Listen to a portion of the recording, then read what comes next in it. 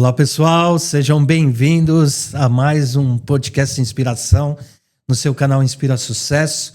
Hoje nós estamos com a série Empreendedores. Algo fantástico assim que a gente vai contar a história de pessoas que ousaram e acreditaram em ter o seu negócio. Mas antes de eu apresentar aqui a pessoa que está aqui do meu lado, um amigo querido, vou pedir aí para você curtir, compartilhar. Se fizer sentido para você, comente, isso é importante para nós. E hoje eu estou aqui, ele tem uma idade maior, mas ele parece um jovem. E eu estou aqui com Ravi Ferraz. É isso mesmo, Ravi? Ravi Ferraz, exatamente. Grande prazer em estar aqui, grande alegria, grande honra de estar com essa pessoa ilustre, com conhecimento incrível. E a gente está aqui para agregar valor, para compartilhar um pouquinho da nossa história e somar com todos os telespectadores, como diria nosso amigo Silvio Santos. R-A-A-V-Y. É Ravi ou Ravi? Ravis. E da onde vem Ravi?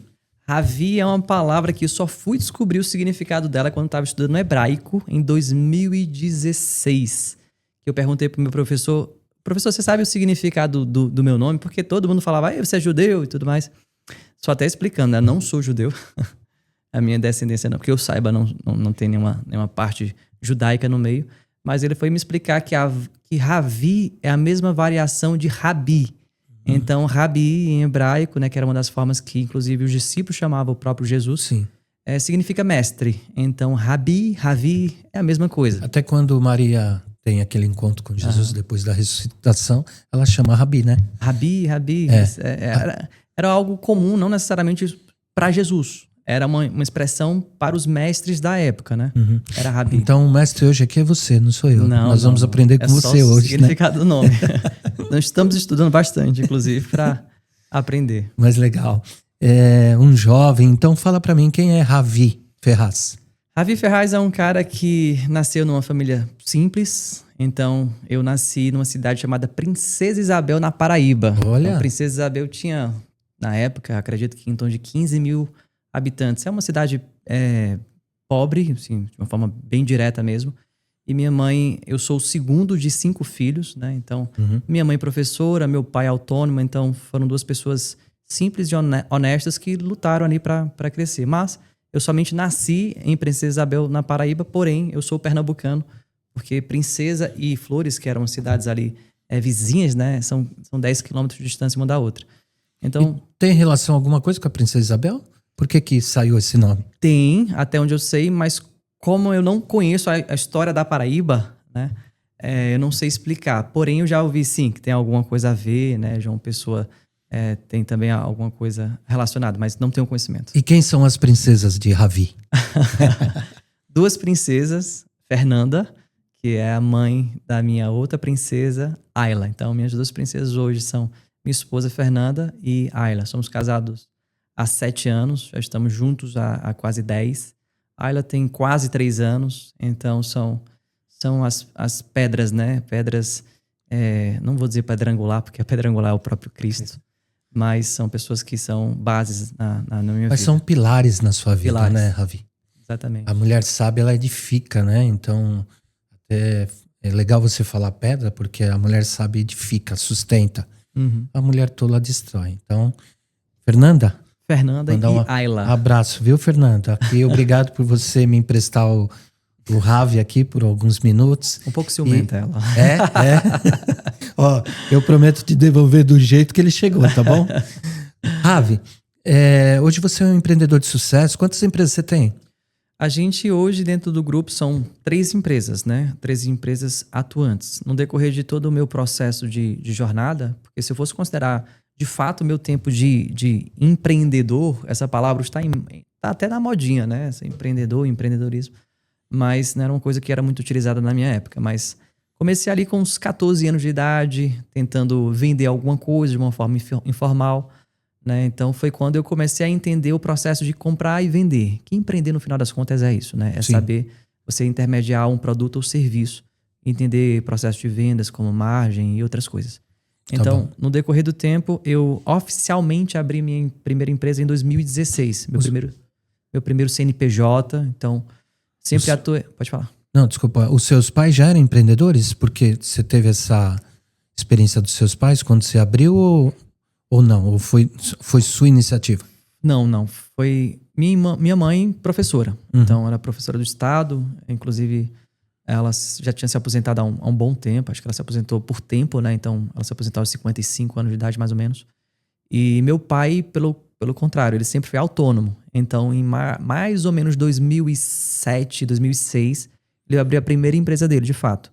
E 2006. 2007 foi quando eu comecei a trabalhar com ele. Na época eu tinha 16 anos. Então, eu ajudava ele na empresa. Isso quer dizer que no decorrer do processo, né, de ajudá-lo ali, eu comecei a ter aquelas noções básicas do que é empresa, do que é receber, do que é essa instabilidade de faturamento. Às vezes um mês fatura bem, pagar aluguel, funcionário. Então, eu digo que minha faculdade foi ali empreendendo junto com meu pai. Uhum. Entendendo como é que funciona todo o processo em si. E aí toda a expertise que eu adquiri no decorrer do tempo, né, atuando junto com ele, foi basicamente de 2006 a 2015, 16, foi toda a bagagem, foi minha faculdade. Eu não fiz faculdade, infelizmente não é necessariamente uma coisa que é essencial, porém quem puder fazer, faça, porque ajuda em termos de conhecimento, networking e tudo mais. Em 2016 eu montei a minha primeira empresa, que foi o Martelinho de Ouro. Então o Martelinho de Ouro surgiu simplesmente porque era o que eu sabia. Então eu ia montar o quê? Eu ia montar um restaurante? Não, porque eu não entendia sobre o ramo. Então, em 2016, eu abri o Martelinho de Ouro em si e comecei a descobrir uma veia empreendedora. Então, a veia empreendedora do Ravi inquieta era aquela veia de, ok, eu tô com o meu negócio aqui, começou a se estabilizar, fiz uma parceria fenomenal com a Localiza, então a Localiza estava injetando carros lá na minha loja. A minha loja já tinha um espaço legal, então eu já comecei com a expectativa de ser grande. Uhum. Eu não comecei com uma loja que cabia 2 carros, cabia em torno de 23 carros. E aí, quando eu fechei a minha primeira parceria significativa, na época foi com a Localiza mandava 50 carros mês. E a empresa ganhou uma estabilidade, né? Bateu o break-even, ou seja, o ponto de equilíbrio dela chegou basicamente no 3º mês. E depois do primeiro ano, eu comecei a entender, posso abrir outra empresa. E aí já vai um insight aqui pra turma, né? Até um insight aí que, na sua palavra, foi que a sua visão empreendedora grande, né? Além de ter uma visão empreendedora, você falou, eu vou pensar grande, não foi isso? Exatamente. É aquilo que eu não lembro necessariamente quem foi que falou essa frase, mas o dito popular é que sonhar pequeno e sonhar grande dá o mesmo trabalho. Então, você quer sonhar com o quê? Se for pra sonhar, sonha grande. E alguma outra pessoa falou, vou mirar na lua, porque se eu errar, vou estar entre as estrelas, né? Não sei quem foi que fala isso, mas é bonitinha essa frase. Então, se alguém tá com uma ideia de ser empreendedor hoje, eu quero que você olhe aqui nessa câmera, já vamos começar a dar os insights aqui do Ravi, do mestre. Então, vai lá, Ravi. O primeiro insight é nada mais do que, cara, se for pra sonhar, não sonha pequeno não. Você pode ser até pequeno no processo inicial da sua jornada. Você simplesmente não pode ter um belo de um capital de giro, você simplesmente não pode ter um conhecimento necessário para abrir uma empresa, mas hoje só não tem acesso a conhecimento quem não tem acesso à internet. Eu tenho certeza que você tem, inclusive você está nos assistindo aqui agora. Então busque conhecimento, busque aprender, busque entender como é que funciona todo o sistema, porque se pessoas como, sei lá, você está aqui Flávio Augusto porque a gente está falando a respeito dele, conseguiu chegar onde ele chegou, você também pode, eu também posso. Inclusive eles nos inspiram muito nisso. Basta você querer, basta você sonhar grande mesmo sendo pequeno. Porque um dia, se ocorrer tudo bem, se Deus permitir, em algumas condições que não muitas vezes está sob nosso controle, vai dar certo e você vai conseguir chegar onde você deseja. Legal. Mas deixa eu te fazer uma pergunta importante. Por exemplo, para ser um empreendedor, às vezes você precisa de um capital inicial, você já atua no negócio, que eu acredito que você falou, né? Eu vou montar um negócio que eu sei, então eu acho que alguma habilidade, algum conhecimento você já tinha lá com o Martelinho de Ouro. Mas a sua infância foi uma infância boa que te levou a isso? Proporcionou a ser um empreendedor? Ou como que foi essa infância? Pelo contrário, né? Minha infância ela foi extremamente dificultosa. Então, ali quando eu tinha 10 anos, mais ou menos, houve uma ruptura do casamento. Então, meus pais se separaram por motivos que competem a eles em si. E quando isso aconteceu, houve uma flagelação da família, né? Quer queira, quer não, se você é filho de pais divorciados, você sabe o quão é difícil isso. E quando se trata de uma mãe que agora vai ter que cuidar de 5 filhos, com uma renda inclusive extremamente baixa, foi momentos dificilíssimos. Toda a sua família ficou com a tua mãe? Todos ficaram com ela. Meu pai, como falei, era autônomo, então ele teve que buscar a formas de ganhar dinheiro. Porque, inclusive, a cidade que morávamos era uma cidade minúscula, de 14 mil habitantes. E lá não dava renda. Então ele teve que seguir na vida, né? Seguir no mundão, como diria o outro, para trabalhar, ganhar grana e mandar a pensão e tudo mais. Só que a gente tá falando de 5 filhos, né? O salário de um professor na época era o quê? R$800? Imagina a renda per capita. Então foram dias dificilíssimos, dias onde eu lembro quando criança, 11, 12 anos, a gente abria a geladeira, não tinha nada para comer. A gente passou fome? Não. A gente nunca chegou a tal ponto porque sempre teve suporte. Ou seja, a mãe da minha mãe, os meus tios, irmãos da minha irmã, da minha mãe, sempre conseguiram suprir essa necessidade, muitas vezes básicas, como, por exemplo, a comida. Mas a minha infância, de longe, foi uma infância fácil. Não sou filho de rico. Às vezes a pessoa olha, depois que você consegue chegar em um determinado patamar, né? Ah, você é filho de papai. Ah, não sei o quê. Bababá. Pelo contrário, ninguém sabe o back-office de tudo que aconteceu no passado, que a gente precisou lutar para chegar lá. Então, foi uma infância difícil, porém, dou graças a Deus. Felizmente ou infelizmente, parece que a gente só consegue, às vezes, entender o valor das coisas quando a gente passa por momentos difíceis, né? Então, quando muitas vezes eu oro hoje, eu oro agradecendo pelo travesseiro, pela cama, porque eu já dormi no chão, porque não tinha travesseiro. Eu oro agradecendo pelo um quarto, porque não tinha um quarto lá no começo, quando meu pai iniciou o trabalho dele. A gente morava no fundo da oficina, e a oficina tinha talvez 10 metros quadrados. Então tinha que ter espaço para a gente morar e espaço para o carro para trabalhar. Então a gente dormia literalmente no chão ali, naquele processo. Então foi todo um processo árduo, difícil, mas todas as coisas cooperam para o bem daqueles que amam a Deus. Tem um ditado popular, né, o Ravi, que diz o seguinte: só faz grandes marinheiros mares revoltos, né? Porque mar calmo não faz bons marinheiros. Com o empreendedor é a mesma coisa, só faz bons empreendedores com grandes desafios. E aí eu pergunto também, infelizmente, né, os filhos não pedem para os pais se divorciarem, se separarem, mas eu acho que a maior consequência vem para os filhos. Isso te causou alguma mágoa, algum rancor, ou isso foi a máquina propulsora para você ser um empreendedor? Eu não diria necessariamente que foi a máquina propulsora, mas quer queira, quer não, talvez, eu vou até falar isso de uma forma um pouco mais com o pé atrás, quem falar que separação não gera impacto negativo para os filhos, não vou dizer que está mentindo, mas pode estar enganado. Porque o impacto sempre vai ocorrer, sempre vai gerar. Principalmente quando a separação ela é turbulenta, como foi o que ocorreu. Então, sim, a separação teve impacto, não somente em mim, mas nos 5 em si, filhos. Impactos de carências de paternidade, porque não tinha mais. Impactos de maternidade, porque a nossa mãe passou por um período de depressão devido a tudo que aconteceu. Então, teve, sim, diversos impactos negativos que isso vai refletir na tua concepção de vida, na tua cosmovisão. E se isso gerou impacto para empreender, a resposta é com certeza, porque imagina aí, você pobre lascado, sem dinheiro. Mãe, me dá 50 centavos para comprar. Não era nem 50, era 10 centavos um picolé na época, né? Tô falando de 2005, 2004, né? E a mãe dizer, não tem dinheiro, de fato não tinha. Então você tem que começar a pensar como eu vou ganhar grana, né? Então foi justamente nessa época que eu comecei a vender algumas coisinhas. Vender serviço, vender tempo. Vender serviço de que sentido? A minha avó às vezes precisava que lavasse a louça para ela. Vó, me dá 50 centavos, eu lavo a louça. Você já começou dentro de casa. Dentro de casa, a gente tem que começar com o que tem, né? Aí a minha avó tinha, ela era uma agência da Itapemirim.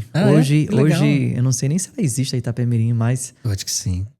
Não sei se ela foi comprada, enfim. Mas a minha avó vendia passagens, né, de Pernambuco para São Paulo e precisava etiquetar as bagagens. Aí... Adivinha quem estava lá? Eles vinham aqui. Então ganhava R$1, ganhava 70 centavos para ir lá etiquetar as bagagens. E aí eu fui começando a entender como é que é o mercado.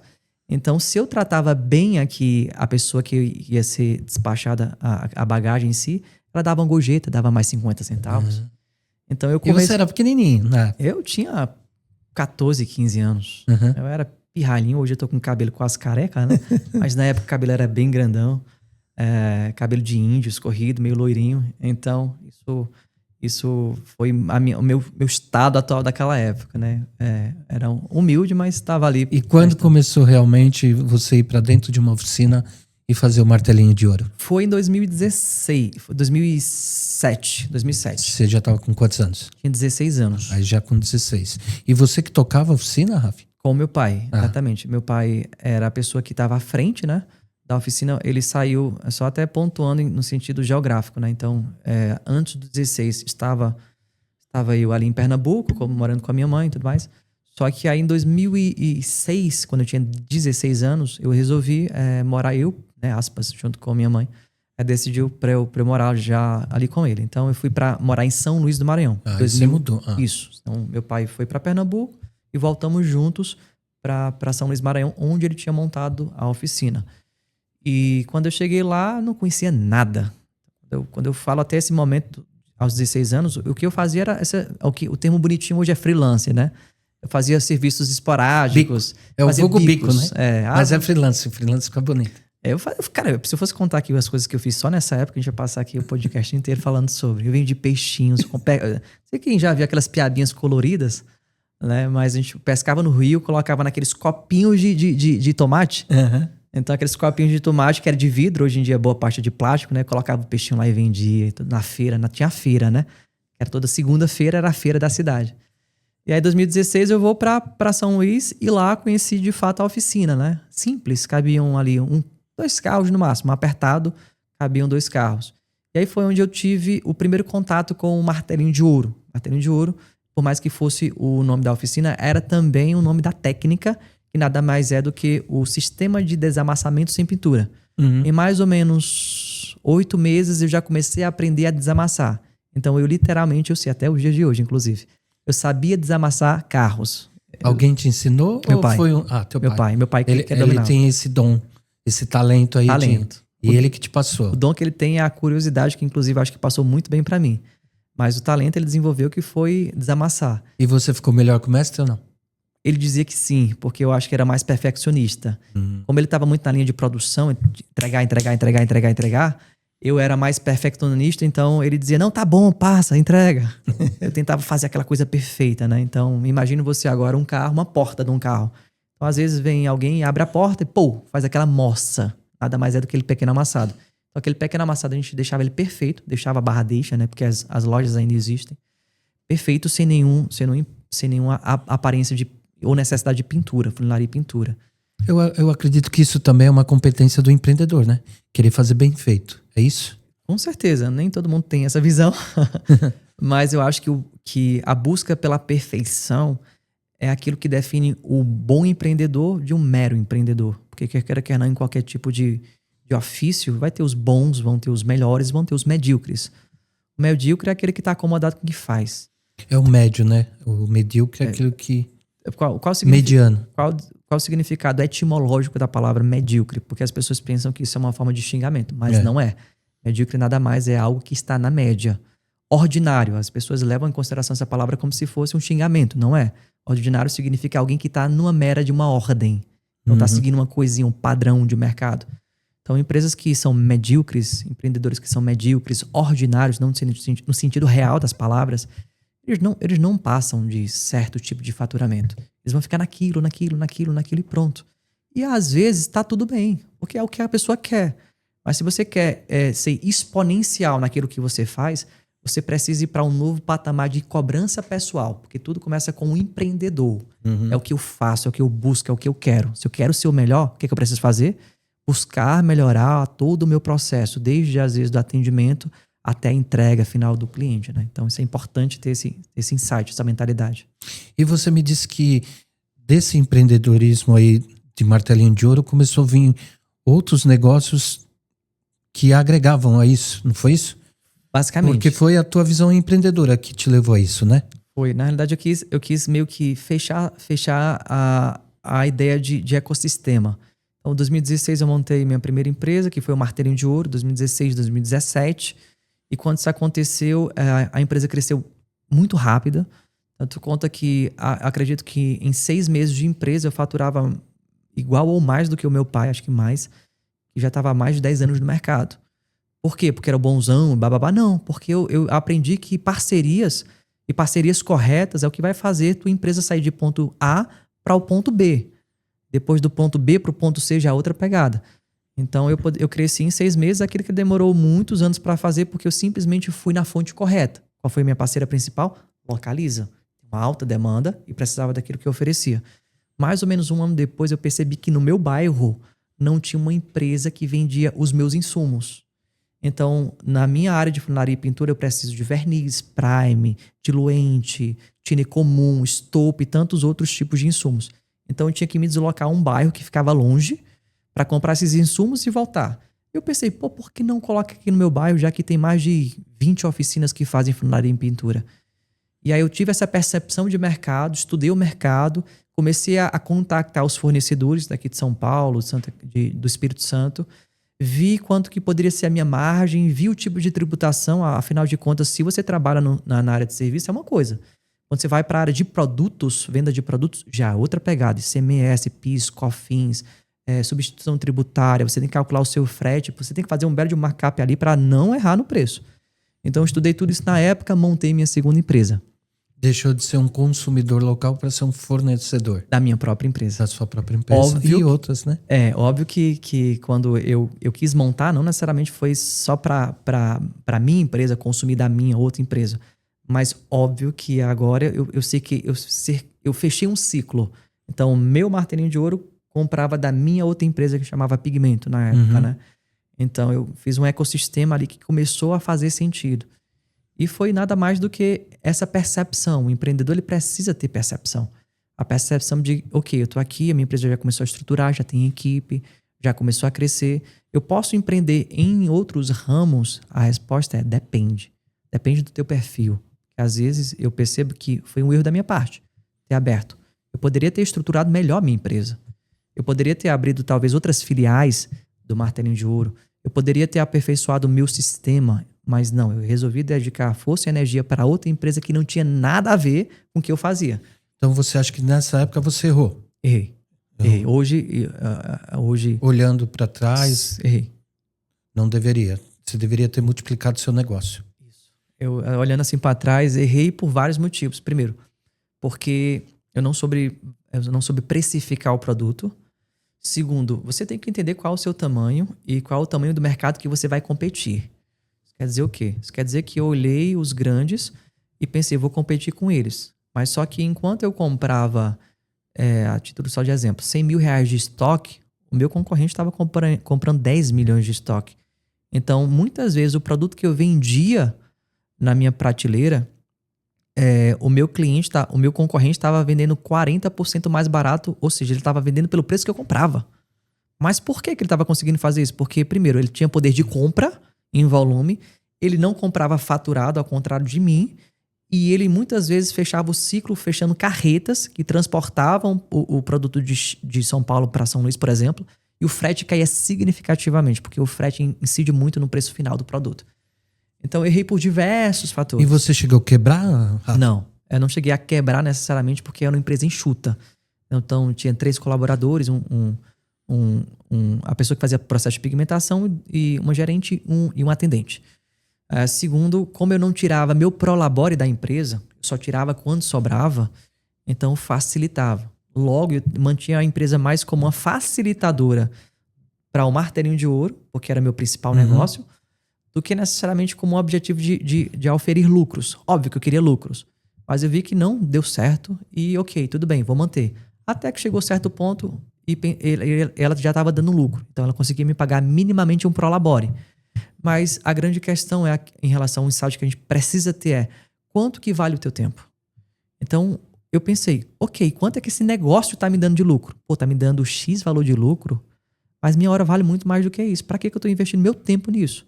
Então foi esse start que eu tive, né? Essa virada de chave, pensei, vou fechar esse negócio. Na verdade, eu primeiro tentei vender a empresa. Então eu busquei alguns possíveis compradores, não deu certo a venda. Depois eu simplesmente vendi o estoque, zerei o estoque, vendi o maquinário, fechei folha, paguei rescisão, paguei os impostos e fim de papo.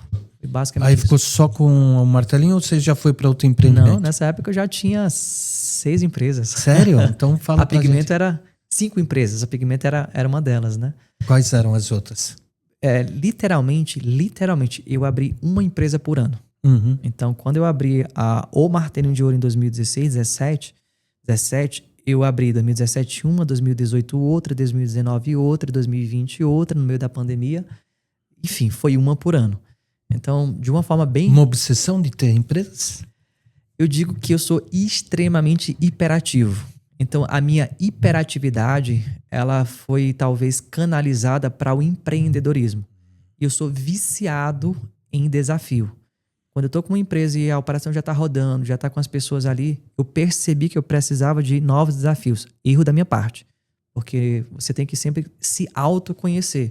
Isso quer dizer que hoje eu me autoconheço o suficiente de eu não vou montar a empresa até essa daqui estiver tão firmada no negócio, tanto quanto que já faz mais de 3 anos que eu não abro nada e nem pretendo, enquanto os meus negócios não estiverem robustos o suficiente para eles andarem com as próprias pernas.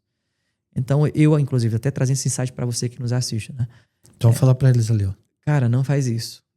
Tem um negócio principal, se dedique, faça ele crescer, faça ele começar a andar com as próprias pernas e depois vá diversificando, mas nunca deixe de acompanhar o teu negócio. Porque você vai ser roubado. Vai ser roubado? Vai ser roubado. Não confie em pessoas, porque pessoas, por mais que sejam pessoas de confiança, você precisa fazer o velho confia e confere. Confia e confere. KPIs, palavras mais bonitinhas, são os indicadores. Ok, vamos ver aqui o caixa, como é que está funcionando. Porque esses meus pequenos erros fez com que pessoas me roubassem e não foi uma, nem duas, nem 3 vezes. Foi mais do que isso. Essa minha falta de cuidado, de zelo. Abriu a empresa e já deixava a outra. Aí se dedicava muito à outra. A outra começava a crescer. Aí surgia a ideia para uma nova empresa. E aí eu começava a me dedicar a outra e as outras 2 aqui não estavam prontas, saudáveis, suficiente para se auto-manter. E outra coisa, você tirava a caixa dessa para abrir essa. Tirava. Era isso? Perfeitamente. Eu tirava a caixa de uma empresa. Outra coisa, essas são vários insights, né? Desorganização financeira. Eu não tinha essa organização financeira que cada empresa precisa ter o teu caixa. Então, quanto que você recebe de prolabore? Defina o seu salário. Ah, empreendedor tem que ter salário? Tem que ter salário. O teu salário é o quê? É 3 mil, 10 mil, 15 mil, 30 mil? Não importa qual seja aquilo que você define como prolabore. Mas se a empresa faturar R$1 milhão no mês, sendo que a previsibilidade era 500, tira os seus 30 mil, fingamos que seja 30. Mas vamos falar de empreendedor, depois os contadores que depois me auxiliem. Eu não quero entrar nessa questão, mas existe o Prolabore e a participação de lucro, né? Que estrategicamente tributário você tem que ver qual que é o mais. Mas o que você está dizendo é o seguinte, olha o teu caixa. Inclusive é não misturar a tua conta pessoal com a tua conta... Pessoa física e jurídica. Isso. Não mistura, vai se lascar. Né? Você vai se lascar. E você fazia isso? Direto. Eu tive que apanhar um bocadinho para ter essa maturidade. Acho que o problema não está em errar. O problema está, como diria o salmista, em permanecer no erro. Uhum. Então, eu errei, entendi. Ok, o que eu preciso fazer para corrigir? Então vamos falar lá. Qual que foi o seu primeiro erro que impactou a tua vida? Você falou, puta, eu fiz errado, isso aqui me trouxe um grande prejuízo e eu tenho que tirar um aprendizado disso. Quando foi? Pigmento. Pigmento foi o meu primeiro erro que eu pensei assim... Você perdeu muito dinheiro ali? Acho que sim, principalmente no processo final. Porque no processo final, para queimar estoque, eu vendi fiado. Uhum. Quer se lascar? Venda fiado. Venda pro seu amigo, inclusive, fiado. Você vai perder o dinheiro e o amigo. Então, eu vendi muita parte do meu estoque fiado. Uhum.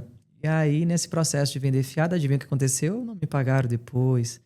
O maquinário que eu ia vender, eu simplesmente deixei alocado em um determinado local. Foi depreciando, não vendi. Então, no decorrer da empresa, talvez elas tenham se pagado. Né? Mas depois, no ponto final, que eu precisei fazer com que o meu estoque pagasse rescisão. Porque uma coisa é cara, viu? A rescisão você precisa precificar bem porque vai sair do próprio caixa da empresa. Eram pessoas que estavam há 5 anos. Imagina o peso da rescisão. E aí, peguei prejuízo no final. Por alguns motivos. Precisei pagar impostos. Precisei pagar notas fiscais que estavam em aberto. Então, nesse processo em si, a minha lapada final, meu checkmate, negativamente falando, foi quando eu fechei. E me fala uma coisa. Você fechou essa, estava com o martelinho de ouro. Qual que foi a próxima que você pôs atenção? A próxima empresa que eu montei se chama, na época se chamava, né? Hoje tem outro nome, se chamava MediaCar. Uhum. MediaCar nada mais surgiu do que em determinado momento que eu estava andando no trânsito e aí eu vi um famoso backbus. Para quem não sabe o que é backbus, é aqueles anúncios que ficam atrás de ônibus. Uhum. É literalmente isso. Aqui em São Paulo você não vê muito isso, né? Por causa da lei Cidade Limpa. Mas Antigamente era o que você mais via, hoje não, né? hoje... Por causa da lei. Então, quando eu olhei um backbus, eu pensei, caramba, por que não fazer campanhas em carros de motorista de aplicativos no vidro traseiro? Então, basicamente, quando eu olhei isso ali, eu pensei, opa, isso dá um business. Esse era meu problema. O meu problema é que quando eu tinha uma ideia, era como se fosse uma espécie de vírus que entrava no meu cérebro e não queria mais sair. Então, quando esse vírus dessa ideia, desse novo negócio entrou e comecei a pesquisar, olhei as empresas a nível Brasil, olhei que era um negócio que não tinha na minha cidade, olhei que era um negócio que dava para atingir a nível nacional. Eu fiz várias especulações de negócio que deu certo. Deu certo. Esse, né, inclusive, hoje a empresa ainda permanece viva. É uma das minhas... Ainda é sua. 100% de todos os capitais sociais da minha empresa é somente no meu CPF. Tá. Eu não tenho Teve duas sócios. que você montou e vendeu, é isso? Isso. Teve duas que eu fiz exit, né? Que eu fiz a venda delas. Eram empresas do quê? Martelinho de Ouro, que foi minha primeira Ok. empresa. Depois de um certo tempo não fazia muito sentido para mim. Então fiz um exit, vendi ela. E a outra empresa era se chama Meta. Até hoje ela existe no mercado. Ela fazia assessoria estudantil para estudantes que desejavam ingressar no curso de medicina. Olha que legal. Como? Especificamente fiéis. Uhum. Então, esse era o principal produto dentro dessa empresa. A gente fazia todo o processo de documentação, de estudo. Quais são as melhores faculdades a nível Brasil que estão aceitando fiéis para a medicina? Às vezes o estudante só fica focado na cidade dele. Mas tem centenas de faculdades a nível Brasil que têm fiéis. Foi o ProUni, só eram 4 serviços que a gente fazia nessa empresa e faz até os dias de hoje. ProUni, fiéis, bolsas filantrópicas, literalmente a faculdade dá a bolsa de medicina dos 5 anos. É? E SISU. SISU para quem não sabe, SISU é universidade pública. ProUni são universidades privadas que são bolsas de 50% ou 100%. Fiéis nada mais é do que um financiamento do governo federal, fiéis financiamento estudantil, que o governo vai pagar basicamente a tua mensalidade inteira e você vai pagar depois que se formar. Legal. Essa você também vendeu. Exit. E aí te trouxe um pouco da expertise que você tem hoje na empresa de hoje. Que é a Lumera. Lumera. A Lumera... Lumera Capital. Lumera Capital. Capital. O capital é a mesma coisa. Então, acho que dentre todos os meus negócios, o que é mais parecido com o meu negócio principal, que é a Lumera, é a Meta. Por quê? Inclusive, o nome Meta não é baseado na Meta hoje em dia, né? Que o Facebook passou a se chamar Meta. Uhum. A Meta, a gente montou ela em 2020. E só teve essa transição de Facebook para Meta em 2023, se não me engano. Sim. Então, só fazendo essa pequena Você observação. podia ter vendido, então, a marca, né, cara? Eu não tinha registrado marca, não tinha registro de marca. Outro também site aqui pra turma que nos assiste. Tem uma marca, cara, registra ela. Porque se por acaso a empresa crescer, você tem uma marca registrada que pode ser vendida mais à frente. Uma coisa que o empresário não se atenta, né? Vamos montar a empresa. Qual vai ser o nome da empresa? Vai ser, sei lá, Maria Confecção. Caramba, tem diversas Marias Confecções no mercado, inclusive com marcas registradas. Não dá pra registrar. Então, só também um ensinamento para quem nos assiste aí. Então, meu segundo exit foi a Meta, que fazia todo esse processo de assessoria. E sim, foi onde eu comecei a entender essa expertise de intermediações. A margem é muito alta. Então, a nossa margem na Meta era uma margem extremamente significativa. Era uma empresa enxuta, porque tinham poucos colaboradores e a gente contratava conforme demanda. E quando a Lumera surgiu, né, isso em 2022, 2023, ela me lembrou muito a Meta porque era algo parecido. Esse acompanhamento junto com o empresário para conseguir um recurso para ele nos pagar um percentual em cima do êxito do capital que foi auferido para ele. A Meta era mais ou menos a mesma coisa, só que para o estudante. Sim. E fala um pouquinho, então, hoje da Lumera. Você veio... hoje você está em São Paulo, né? Sim. Você tem a sua filial é lá? Isso. Em São Luís. São Luís. Só que hoje você reside aqui em São Paulo. A gente, graças a Deus, e é um bom empenho, né? Empenho e desempenho na empresa, a gente cresceu exponencialmente. Então, a gente começou a bater break-even, ou seja, ponto de equilíbrio, receitas e despesas muito cedo. E a empresa, eu percebi como CEO e fundador dela que ela não ia crescer o quão eu queria onde ela estava. E no final das contas eu decidi, ok, eu preciso mudar para um local maior. E onde é que era esse local maior? São Paulo. Aqui estão os principais fundos de crédito do país, aqui estão as principais fintechs do país. E estar na Faria Lima, que é onde a gente está hoje, é um ponto estratégico, é o meio estratégico, porque nesse mundo, quer queira, quer não, é muito networking da Sim. minha parte como CEO para conectar a empresa com recursos financeiros para que eu consiga ter um hub de soluções financeiras para os meus clientes e, por sua vez, os meus clientes aqui atrás terem diversas opções de linhas de crédito. Então, Qual os seus serviços hoje que você faz lá? hoje, nosso principal serviço é a assessoria financeira para buscar crédito para empresários, desde que seja a partir de R$100.000. Uhum. Então, a nossa assessoria ela é para empresas que não... De quanto a quanto? De 100 mil a 100 milhões. É? Vai depender do porte da empresa. Uhum. Então, o mínimo que a gente vai intermediar é R$100.000. O máximo que a gente tem com fundos de crédito é R$100 milhões. Mas depende, óbvio, do porte e dos tipos de garantias que o empresário tem. Então, a gente hoje atua através de assessoria e através de consultoria. A assessoria, o que é que a gente faz? A gente vai cuidar de todo o processo, contábil, jurídico, vai ter um advisor exclusivo para ele, para acompanhar todo o processo de liberação de crédito. A gente vai contactar os bancos, os fundos, os bancos públicos. Então, a gente faz todo o processo. Literalmente, o empresário só vai assinar a abertura e depois assinar a documentação de liberação de crédito. Na consultoria, não. Eu vou te passar as informações. A minha equipe vai estar com você durante um período de tempo, 30, 60 ou 90 dias. E nesse período ele vai te passar todas as informações que você necessita para você buscar o crédito por conta própria no mercado. Então, hoje são os dois principais serviços que a gente tem, consultoria e assessoria. Legal. Ravi, você se sente um empreendedor de sucesso?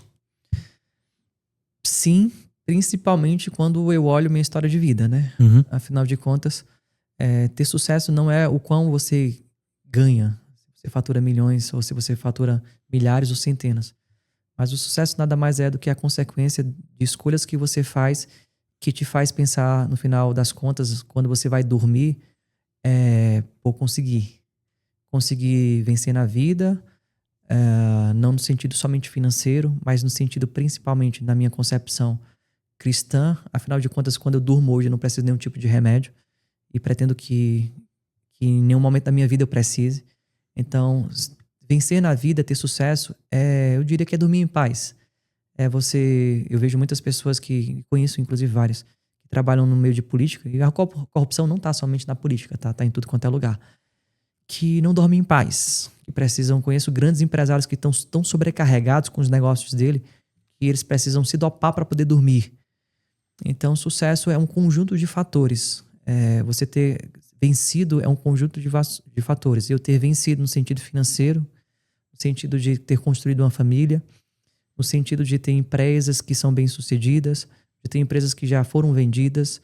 Sim, mas na minha concepção principal eu venci não porque eu venci, mas porque alguém venceu por mim. Uhum. E esse alguém foi Cristo Jesus. Porque se eu tivesse tudo que eu tenho hoje, graças a Deus é algo até considerável, e se eu não tivesse a Cristo como suficiente e único Salvador, para mim nada tinha sentido. Para mim tudo seria vão, seria tudo... Você acredita que a sua fé fez diferença no seu negócio? Nos meus negócios, na minha família, nas minhas escolhas. Eu acredito que se eu não tivesse a fé que eu tenho hoje na palavra de Deus, no próprio Deus em Cristo Jesus, eu talvez nem estivesse aqui. Afinal de contas, eu fui um jovem bem loucão, bem doidão, que se por acaso, são conjecturas, afinal de contas, quem sabe de tudo é o próprio Deus. Se eu não tivesse feito a escolha de segui-lo, e antes disso ele ter me escolhido, talvez eu não estivesse aqui. Eu tenho um primo que morreu mais jovem do que eu em um acidente de carro. Então eu era bem doidão com carro, né, de dar cavalo de pau, essas coisas.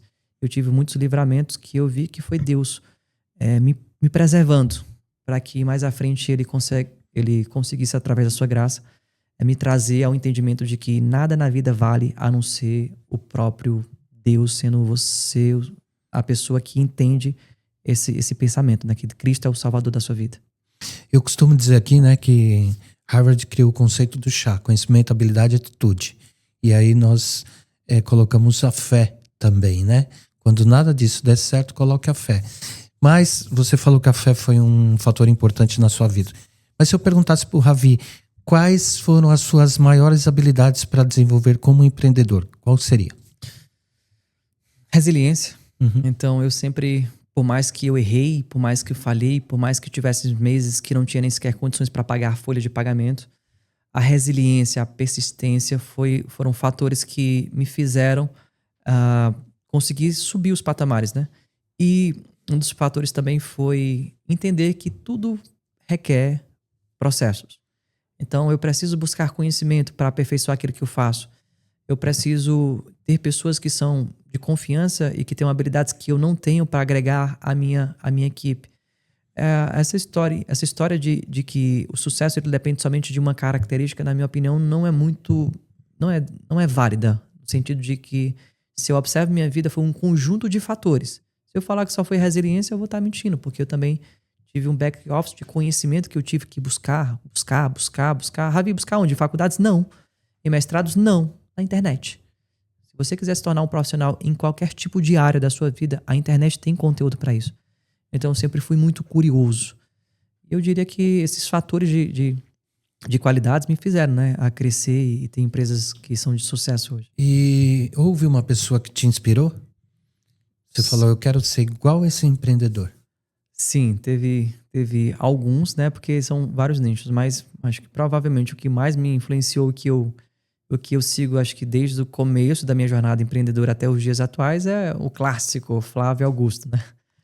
Então, ele talvez foi um dos primeiros a se posicionar na internet, depois que ele vendeu o WhatsApp Educação.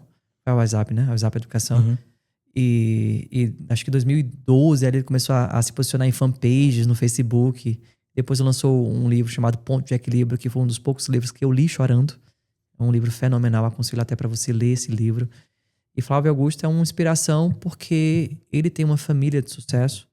Ele, acredito também que é um cristão, pelo menos ele se posiciona como. É uma pessoa que tem uma maturidade de empresas gigante. Ele entende a ideia de equity, né? Dependendo da pronúncia no inglês. Ele me inspira como empreendedor, com certeza. Legal.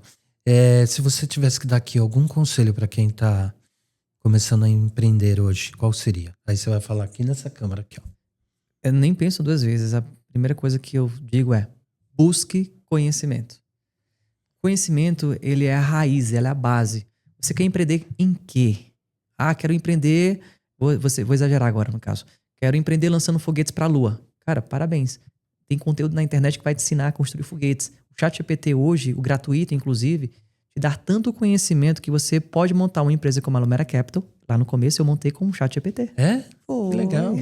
Eu construí toda a ideia, a narrativa, a construção, percentuais de liberação, quais eram os fundos de crédito, quais eram as minhas empresas concorrentes no mercado. Eu fiz tudo através de um ChatGPT. E na época, o ChatGPT estava sendo lançado, foi em 2022, 2023. Nem tinha toda essa performance que ele tem hoje em dia. Se eu fosse dar um conhecimento para você que empreende, busque incansavelmente o conhecimento. Se você quiser investir de uma forma assertiva, invista R$ 47,90 no YouTube Premium. Você não vai precisar assistir com anúncios para você ter acesso, por exemplo, a um conteúdo fenomenal como esse aqui, de podcasts. Então, busque conhecimento. Onde, Ravi? Internet. Legal. A gente está indo para os finalmente, Ravi. Eu gostaria aqui de ficar o tempo inteiro conversando com você, ouvindo as suas histórias, o empreendedorismo, porque eu sou um admirador seu. Te admiro as suas competências, as suas habilidades, os seus hábitos, os seus valores, que eu acredito que é o principal, né? Algo que me inspira são valores nos empreendedores. A ética, respeito, determinação e tudo mais. Verdade, tratar as pessoas humanizadas. Então, para mim é fantástico isso. A gente poderia ficar aqui. Como que a gente acha a Lumera Capital? A Lumera você vai encontrar em todas as redes. É Lumera, Lumera, Capital. Capital escreve de forma normal. Em qualquer uma das redes. Twitter, Instagram, site, lumeracapital.com.br. Aí você pode nos achar. Você, empresário que está prestando de recurso, pode entrar em contato conosco. São dezenas de pessoas que estão ali para te atender e fazer todo o processo para você. Aliás, né, os empresários hoje não têm esse acesso a investimentos, a esses recursos, às vezes por não ter conhecimento, não é isso? Boa parte das vezes. E quando tem um conhecimento sobre o recurso, não tem um conhecimento da estratégia de como conseguir o recurso. A gente atende, além de ter um, tem o outro. A gente consegue ajudar em todas as frentes. E agora eu vou exagerar um pouquinho. Ajudar como usar esse recurso, você também tem alguma mentoria nesse sentido? Não, ainda não. Mas quem sabe a gente não possa montar, né? Uma mentoria de como aplicar de forma assertiva aquele recurso. Porque às vezes a pessoa pega o recurso, como capital de giro, por exemplo, mas ainda não fez um business plan, um plano de negócio para aplicar aquele recurso, um marketing plan, um plano de ação. Então, a gente não tem esse serviço ainda, mas quem sabe mais à frente, né? Monte. Tá bom. Meu amigo, eu quero te presentear aqui com o nosso livro, Maravilha. Inspiração. Muito Também obrigado. traz histórias aqui, são 14 histórias de sucesso. Algumas falam de saúde, empreendedorismo, e tem alguns aqui, ó, inclusive o Denis Nakamura Gente, é um boa grande demais. empreendedor, foi um dos diretores do iFood, né? Tem outros aqui, o Arnese, Valdemir Arnese, também empreendedor que foi lá para a América empreender. Então, meu amigo, um presente Muito para obrigado. você. Obrigado, fundo do coração. E, Fenomenal. E a gente que agradece receber você aqui. Obrigado. Esse empresário de sucesso que eu considero. E um amigo hoje, né, Ravi? Mais do que amigo, irmãos. Obrigado, Obrigado, meu querido. amigo. Deus te abençoe. Valeu. Tchau, tchau. Pessoal, então, para você que assistiu aí, compartilhe se você gostou. E até o próximo. Um abraço.